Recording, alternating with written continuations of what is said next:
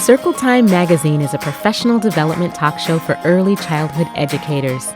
This show gives real-world examples of teaching and learning in a variety of early childhood education settings. Ideas for using appropriate and accessible materials. Every episode has tips and methods for you to try out too.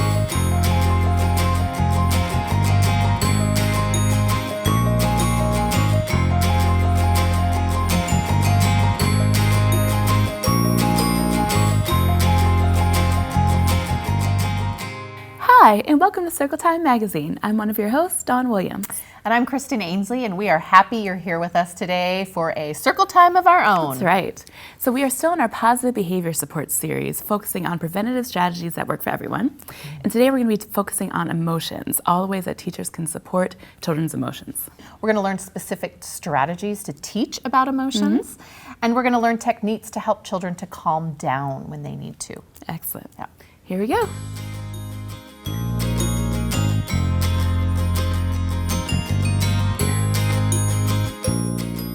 All right, we are ready for our next guest, Dr. Gail Joseph. We are so excited to have the creator of Circle Time Magazine here, to have her here today to talk to us about emotional literacy and regulation. Right. Well, I'm so excited to be here. And that's an excited feeling word. Yes, right. Gail, so what is emotional literacy? What does that term mean? So there's a few different definitions, but we really think about emotional literacy as the ability to identify and express emotions or feelings in healthy ways. Okay. Yeah? Okay. But it's really about knowing emotion words, right? Okay. Being able to recognize them when I'm talking to somebody else, being able to recognize them on your face, Okay. based on the situation, your body cues, but also being able to identify them in myself. And we can start as young as babies, right? Infants, right? So the best way is just to use a lot of feeling words, right? In context every day to talk about how, oh, you are crying. I think you feel upset. I think you feel scared when you heard that noise, right? So talking about the feelings with little babies, with toddlers and preschoolers, we can start playing games and singing songs about feelings. We can do if you're happy and you know it, right? We can say if you're happy and you know it, give a high five. Nice job, right? We can say if you're sad and you know it, tell someone I'm sad, right? So we can build in increasingly more complex words too. If you're frustrated and you know it, take a deep breath. So we can use a lot of words, we can sing songs, we can read books, and there are so many great books about feelings, right? That's the whole content. Really any book that you have, you can probably think about how the character is feeling. And one of the things I like to do is go through a children's book before and identify different feeling words I might be able to point out and talk to young children, give them a child-friendly definition about, and put a little post-it note in the book. So as I'm reading it, I'm remembering that, oh yeah, I wanted to draw their attention to how this character might be feeling excited, or how this character might be feeling irritated, or how this character might be feeling overjoyed, right? So bringing in lots of more complex feeling words as well.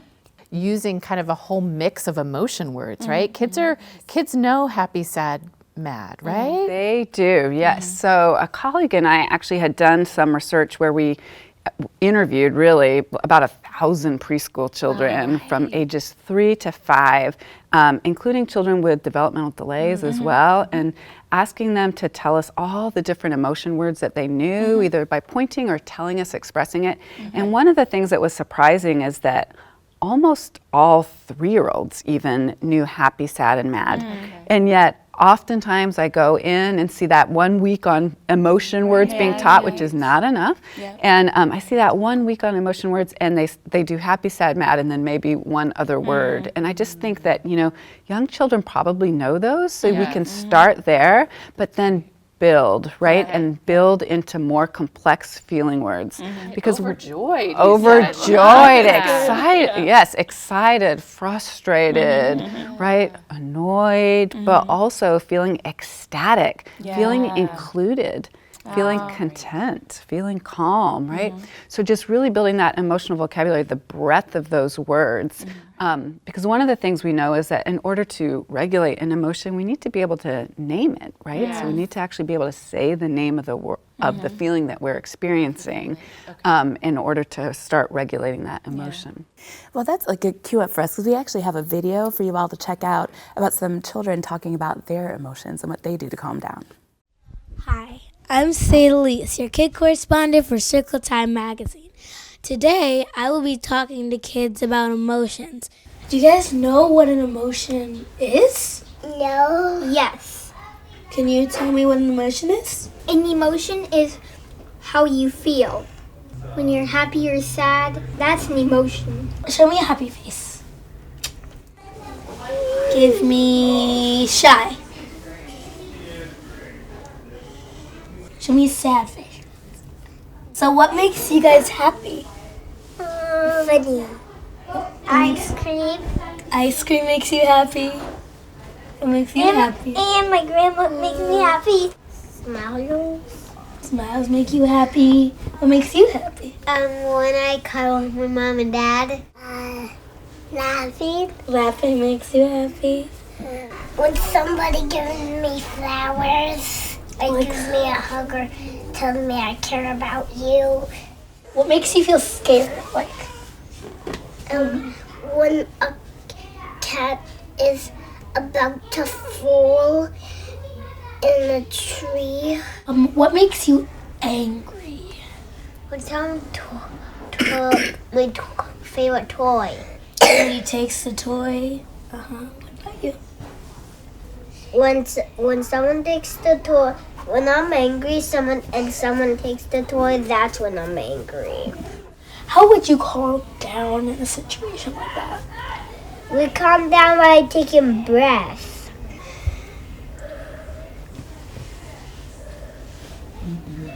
Just like you're sad. Cuddle with my Chasey, my Blinky. They help me feel better. How do you calm down? Tell myself a joke. Knock, knock. Who's there? Lemonhead. Lemonhead who?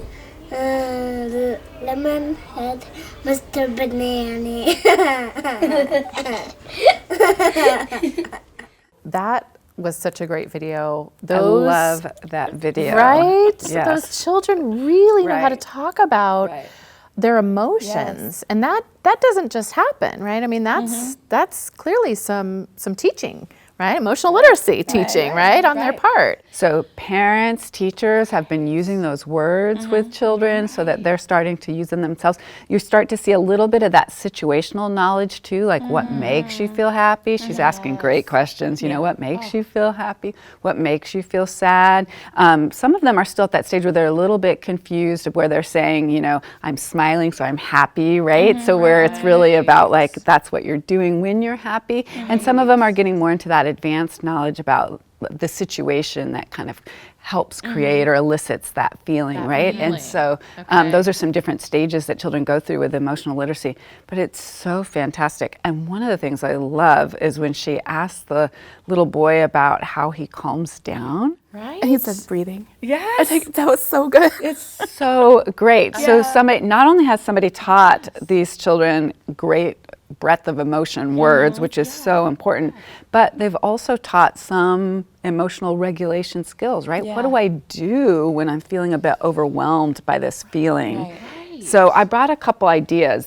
This might be exactly what that little boy was being taught, but one is this great thing called the relaxation thermometer.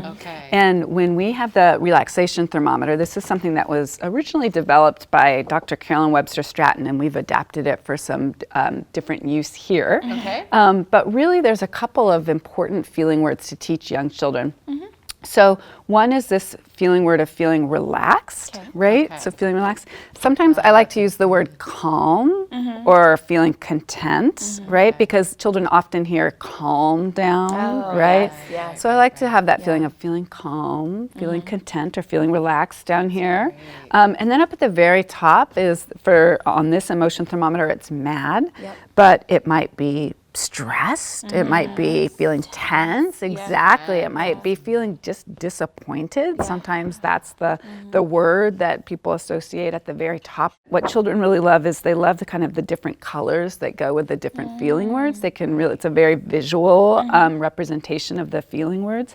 And so so we talk about being down in the blue is when you're feeling calm and content. And for some children, we actually have to practice what that feels like. So we have different times during the day where we take some deep breaths, maybe we do some yoga breathing or some yoga moves, and we start using those words. Wow, you look so content. Looks like you feel really relaxed right now. We might do some visualizations where children are, maybe it's at circle time and we turn the lights off and we imagine that we're turtles and we're next to the riverbank and the sand is warm and our little feet are stretching out. I was going to say toes, but I actually don't know if the turtles have toes, but their feet are stretching out, and they're just feeling really relaxed, right? So we can do some visualization. And then feeling this way is when we're feeling tense or stressed, and we might talk about what that feels like, right? Like our jaw is tight, maybe our stomach is feeling tight, maybe we're making fists, maybe we're stomping feet, our shoulders are up to our ears, it just feels really tense, stressed. No one wants to feel that way for very long, right? So we talk about how do we get from here to here. And so one of the ways that we do that with the relaxation thermometer is we help children start thinking about colors that they might kind of, what are the feelings right before you got super mad, right? Well, I was a little irritated. Oh, yeah. So when you're irritated, that's a cue that you need to calm down, right? So we want to get out of that red area, stay out of that red area. No one wants to feel in that red area. That is no fun. We want to be down here like this guy, man. So taking 3 deep breaths is one really great way. And there's something special about the breath. So it's not really the number 3 that's such a big deal, but it's what we're trying to do here is get children to concentrate on their breathing, right? To be thinking about breathing in and breathing out. And we're wanting them to start thinking about the air coming in through their nostrils. Can they feel it all the way down to their feet and then blowing it out? How far can they blow? Because we want them to kind of take themselves out of their emotion and into this present moment, right? Being mindful about their breath, right? So that's really what that is getting them into those breaths. And then when they're feeling calm, now they can problem solve or they can rejoin play, something like that. So that's the relaxation thermometer. It's great. Great for adults too, right? Isn't it? Yeah. I have one of these on my refrigerator. Right, posted on the fridge. That's right. I like that. I have one more. Can I do this one? Okay. Please. People maybe Who's have this? seen this one. Yeah. Well, he has many names. Some people call him Clyde. Some people call him Tucker. I like to call him Tiny. So this is Tiny Turtle, and Tiny likes to come out and visit in the classrooms. And usually we use Tiny to help children really learn that emotion of, or learn that skill of anger management or controlling some anger, okay? So Tiny has a turtle secret that he shares with the kids at Circle Time. So he comes out and he tells a story. Well, I was out on the playground and I was just having such a good time. I was playing with all my friends, and we were playing around. It was so much fun. And then all of a sudden, someone threw a ball at me. Oh, I started to get mad. My stomach was really tight. My shoulders, my turtle shoulders were up to my ears. I was making fists. I was really mad. But then I remembered my turtle secret. Tiny, what is it? What did you do? Well, I thought, stop. And I went in my shell. And I took some deep breaths.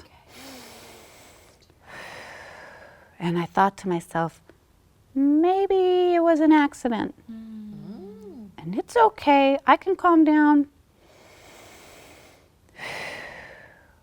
And then when I was feeling calm, I came out. Oh, it's all better. And I was able to play again. Tiny, what a good secret. I know, it's a really good one. So Tiny does a couple of things for kids. That's a good one. I know. So Tiny does a couple of things. So one is he gives us another skill for regulating, gives children another kind of visual strategy they can use, like going into their shells, or as soon as they feel mad, thinking stop, right? So that's a great thing, right? To kind of hold themselves instead of thinking like this when they're mad. So they stop themselves. But the other thing is that we start to give Tiny a new way to think about the problem, right? So he doesn't just persist. He's not just mad and angry all the time. I love how he said maybe it was an accident. Exactly. That's a shift. That for kids, is a right? total shift, and it's the way they're thinking about the problem that we have to intervene. So modeling that new way of thinking about the problem. So this is great. Children can make their own turtle vests or their own turtle shells. They can practice going in their shells. Some teachers make huge, big turtle shells that they put in the middle of circle time, and then children get a time to say when they were angry, and they go under the turtle shell, and then the whole class can practice taking deep breaths, and the whole class can practice telling them a new way to think about the situation, right? To stop concentrating on the negative, and then they come out when they're calm, right? And then they can move that turtle shell another place in the classroom, and kids can go in there when they need to go in there to calm down. So these are two great strategies: relaxation thermometer, Tiny turtle, and then just remembering to build those emotion words for young children. So just to quickly summarize some of those key strategies, it's really helpful to teach children emotion words, especially words that are beyond happy, mad, and sad. Playing games with them that will help identify in the emotions in themselves and in other kids around them, right? Yeah. And then also practicing and modeling regulation skills, right?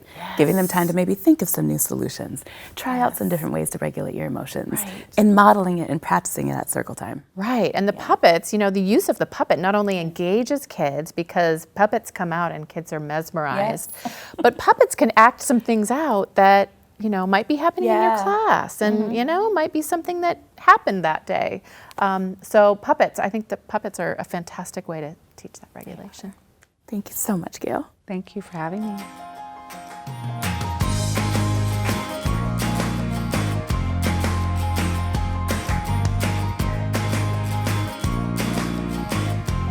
All right, it is time for Circle Time Magic. That's right. So we're going to give you a tip for circle time. So one of the great things about circle time is that it's a great teaching opportunity because you have all the children there, right? But things can get kind of wiggly sometimes, and you want to keep children engaged because they're young children, right? You don't want it to go on too long. Sometimes having something physical to do at circle time is a great way to kind of center the circle, get kids back engaged. Perfect. Right. So what we have here are some photos of kids doing yoga in circle. This is a great way to regulate your body, right? So if you've got some big emotions and there's lots of activity going on, it's a good way to help calm down. You can do some deep breathing strategies here. You're moving your body and stretching, and just it's a great way to calm yourself down. So try yoga at circle time.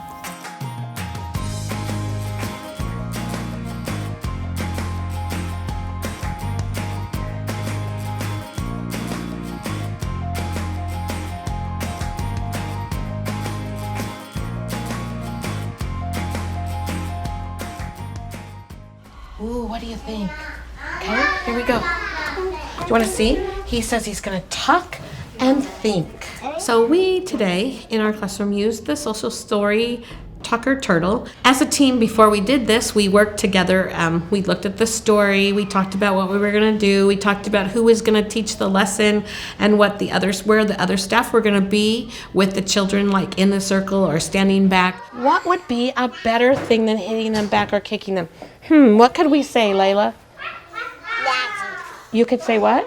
Magic. You could say magic. Okay. What else could you say? Magic. Magic. Oh, magic. We're zoning. If an incident occurs, we're right there to talk the child through the deep breathing and the tucking and what is my feeling. We can whisper it in their ear. I bet you're feeling sad right now. You're feeling angry. Remember, you can tuck up. You can take your deep breaths so that we're right there to coach them through this for the first month or so. So tuck inside your body and take 3 deep breaths. Ready? 1,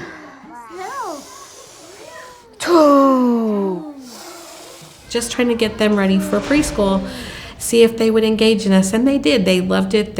I could see that they were using their words, and they were using their angry faces, and they were tucking under as a turtle.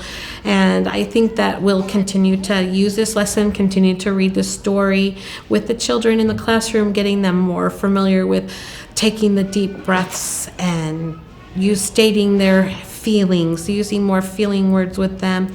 We'll send home this story with their parents so their parents can read them to them and help them to use it at home too, so that they're using it not only in the classroom but at home as well.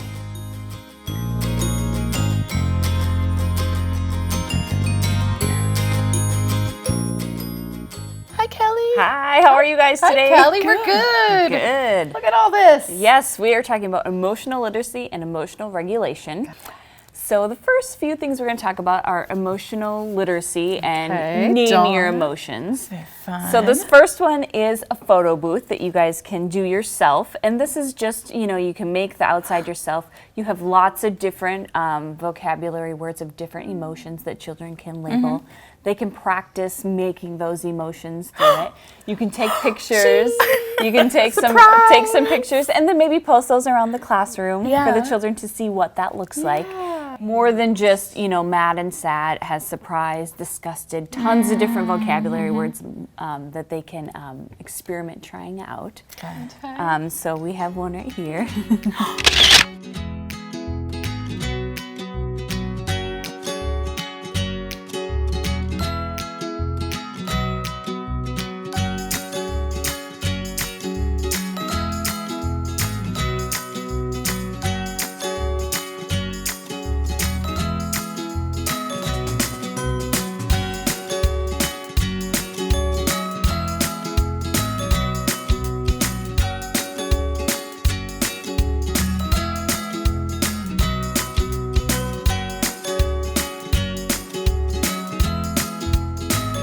Next, we have some emotion cards, and these are really great because they are real people, and they show lots of different types of people have the same emotions.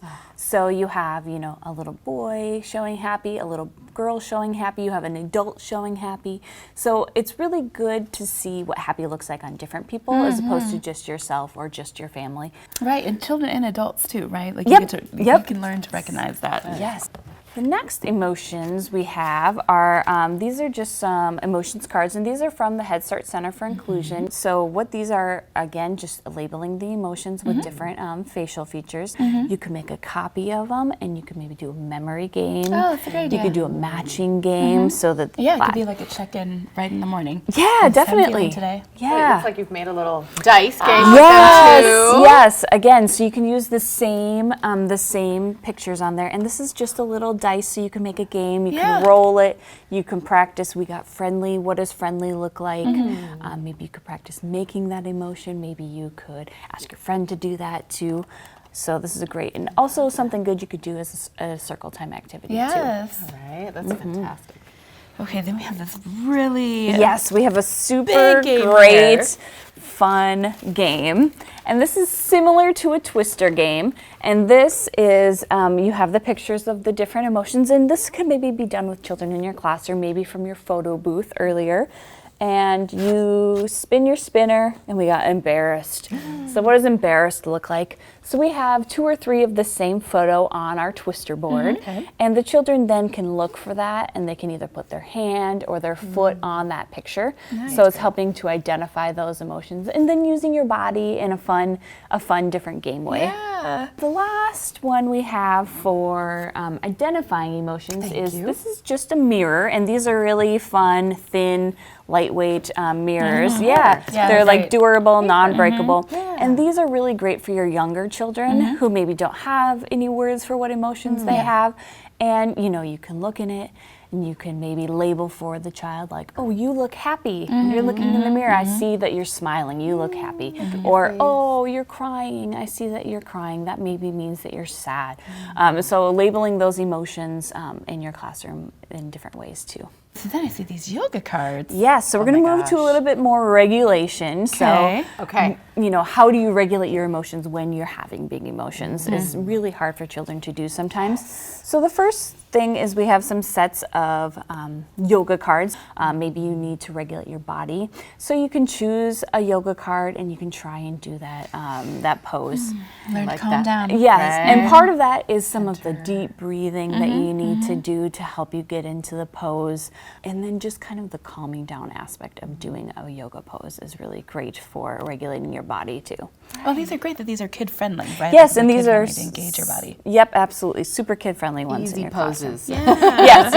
These are easy. Yes, and the adults can totally do this with the children as well. Yeah, That's great. And then the last thing that I have for us is a calm down kit. And so what the calm down kit has is a lot of different solutions for calming down. And so the first thing is we have some solution cards for what to do when you need to calm down. Introduce a few of them at a time during your circle times, and then maybe add them to your quiet area or add them to, a certain area where you have children go if they need to regulate their emotions. Good. And then the next thing we have is, this is a really fun kind of prop. And this can help teach some deep breathing. Okay. And what this is called smell the flower and then blow out the candle. So what you're going to do is you're going to take the deep breath in, smelling the flower, and then you're going to blow out the candle. So again, this really talks about your deep breathing. Smelling your flower is not something you do quickly, and blowing out the candle is not something that's quick. So it really kind of forces them to take those deep breaths.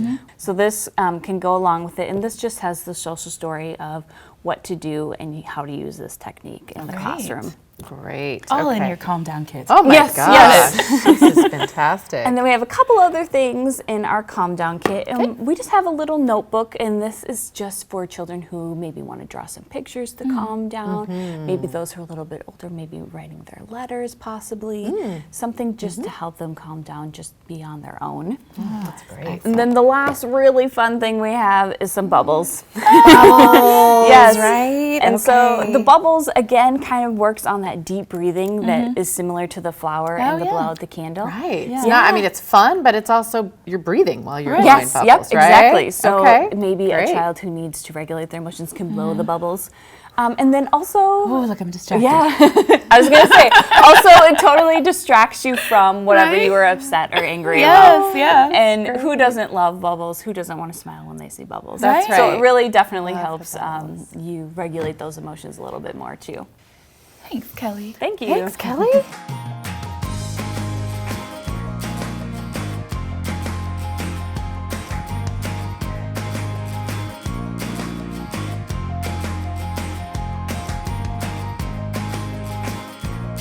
Hello, everyone. We are here at our local library with librarian Blythe. Hi. Hello. Thanks so much for being here. Thanks for letting us come to your amazing space here. Yes.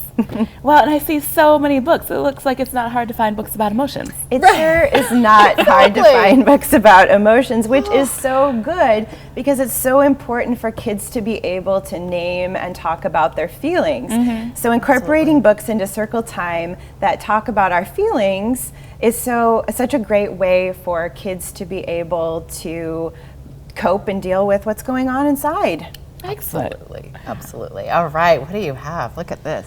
So this first one is F is for feelings. This is 26 different feelings and bonus alphabet practice. Do you have a letter of the day? Feel free to check in with this book and see what is happening for that particular letter for that day. You don't have to read this book all in one sitting. Okay, right, a couple letters here, a couple letters there. Yep, exactly. Okay, great. This is called Making Faces, a first book of emotions. Take a look inside here. Look at that sad baby. Can you make a sad face? Find the sad baby. So such great ways to cue in to how the baby is feeling. Yeah, and they're matching as well. Absolutely. So great for young children. Yeah, perfect. This is the feeling book. This deals with feelings in a much more free-form sort of way. Okay. Sometimes I feel like I'm yelling really loud. sometimes I feel like staying in the bathtub all day. Yeah, I do. Oh, that's a feeling I have. That happens. Good. Similarly, in When I Am, this board book, it's bilingual, which is great. It talks about when you're feeling something, how you might be acting as well. Okay. Yeah, so if you're bored, you might be looking for something to do. If you're great. angry, you might be moving your body. Ah, that's So- great. Okay, kind of the action with the feeling. Exactly. Yeah, that's great. Yes. Don't forget, there's a lot of board books out there that are going to be bilingual books that are going to have feelings in different languages. So here I've just got a smattering. We've got Chinese, we have Russian, Arabic, here's one in Spanish. And there's a whole bunch of these out there in different languages. It's so important for kids to be able to name their feelings in their home language. Wow, absolutely. Good. So we also get to dive in specifically into some emotions with books. This is when Sophie's feelings are really, really hurt, and when Sophie gets angry, really, really angry. And so we get to dive into these different emotions and how to deal with them in these books. How do dinosaurs say I'm mad? Is that something that parents come to you a lot for? Absolutely. Parents ask, especially for these difficult emotions like anger, sadness, missing somebody, feeling scared about something. These are all great books to be able to bring out when a child is really struggling with a particular emotion. Yeah, these are hard ones too. So I bet you have a lot of books on these kind of more uncomfortable emotions. Exactly. There's a lot to pick from out there. There's also a whole set of books that are about how we explore our shifting emotions within a day. This one's called My Cold Plum Lemon Pie Bluesy Mood. Nice. Yes. You said all of that. Good job. Yes. That one is fantastic. We have My Many Colored Days, a classic by Dr. Seuss that's equating our feelings with colors. My Blue is Happy is another take on that idea. And we have books like this, Today I Feel Silly and Other Moods That Make My Day. I love these books because it really helps kids learn that their feelings are quick, that they can change very, very quickly throughout the day. Absolutely. Some kids don't realize that. They might be stuck in an uncomfortable feeling, but the next minute, silly. Yes, yep. Things are going to ebb and flow all day. This is Grumpy Pants. I really love Grumpy Pants because it does such a good job of talking about how that feeling kind of just has a way of lingering in your day. This penguin's in a bad mood. He can't seem to shake it off. He pulls off his grumpy coat, his grumpy boots. He tries to shake it off and he's still feeling grumpy. It's a tough emotion. It is. But as he goes through this, he finally reaches a way to sort of self-regulate and help himself feel better about this. The penguin took a deep breath and he counted 1, 2, 3, splash. All right. And he just feels so much better when he takes that bath. Grumpy Pants. Yeah. I love it all in the same book. It's helping them, exploring how it feels. It lingers for a little bit, but then it also tells you what you can do about it. Exactly. It's great modeling. Some strategies. Yeah. Right. Regulation. Exactly. And if you need some more strategies for calming or regulation, there are other books out there. This one is called Little Monkey Calms Down. Very straightforward book for toddlers Great. about how to calm down and relax when something's going wrong. This is Good Morning Yoga. There's yoga books for kids. Oh my gosh, I love that. Yes. Incorporate some simple yoga poses into the day or whenever feelings are running high. This is a great way to calm the body and the mind. And again, you can just choose to read a page or two each day. Well, this is my level of yoga, right? So this is kind of perfect to have in the classroom. I don't know yoga. That's going to help me as a teacher, right? Yeah, and you could just sit in the library area, maybe, and during free choice, you can pick the book up, do some yoga poses, some regulation for yourself. That's great. Absolutely. That's great. And I know we're mostly talking about books, but the library has other materials as well. This particular one is a guided meditation CD for children. So on those days when you really need everyone to calm down together. Right. Oh my gosh, I love all that. Just listening to something is really powerful. That's great.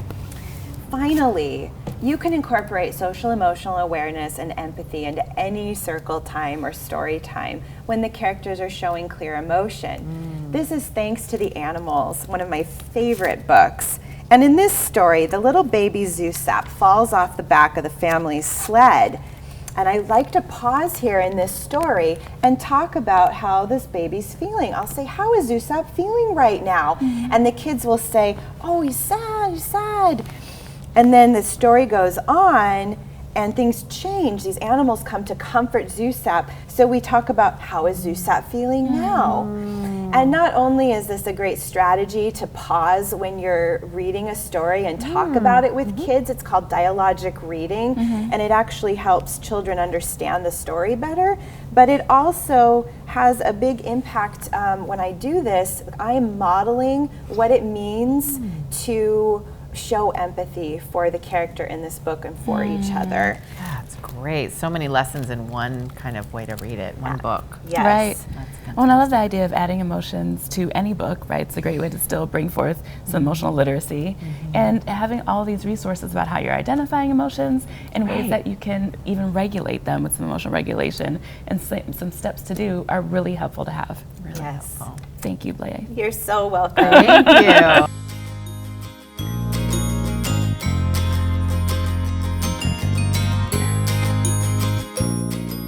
Hello everyone, it's time for our All About You segment, and we are here with Gail Joseph. Gail, hi! Hi! What do you have for us today? Okay, well, I like to always bring a little something that can help us all feel a little bit more centered, really to build our own resiliency and wellness. It's really, really, really hard to teach young children if we're not feeling well ourselves, if we're feeling a little stressed, if we're feeling a little down. So this is the part where we just talk about some little tips that we can use, things to think about to help us feel a little bit better each day. Love that. So today I brought you telescopes. Ooh. So I know that in our segment we were talking about emotions, right? And so one of the things that can happen to us is sometimes we can get our telescope kind of stuck. Okay. And we can start just focusing on the negative of a situation, the negative feelings that we're having about a situation. We can just get stuck and all we can think about is how terrible it's going to be, how awful it's going to be, about this one bad thing, even though there might be many other things happening that are more positive. So this tip is to always make sure to move your telescope, right? To move it around and think, what is maybe possibly positive about the situation, right? So maybe you had planned this really amazing field trip, but it gets rained out and you're not gonna go. And all you can think about is, oh, I spent all that time planning and we're not gonna be able to go and I don't have anything planned for the kids. And right? And you can get just stuck and perseverate on that negative piece. So you need to think to yourself, I gotta move my telescope, right? I gotta see what else is around here. Wow, I have this great opportunity with all these parent volunteers to get them in my classroom, and we're gonna do extra long free choice. And now that we have extra long, I can do that extra long art activity I was thinking about doing that I never seem to have time for.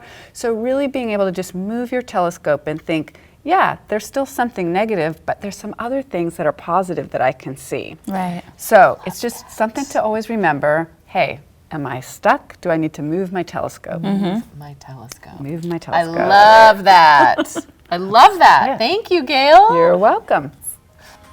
All right, everyone, we have come to the end of our show today.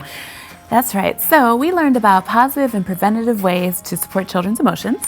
Right, we learned lots of specific strategies and how to help teach children emotions. And we learned techniques to help children calm down.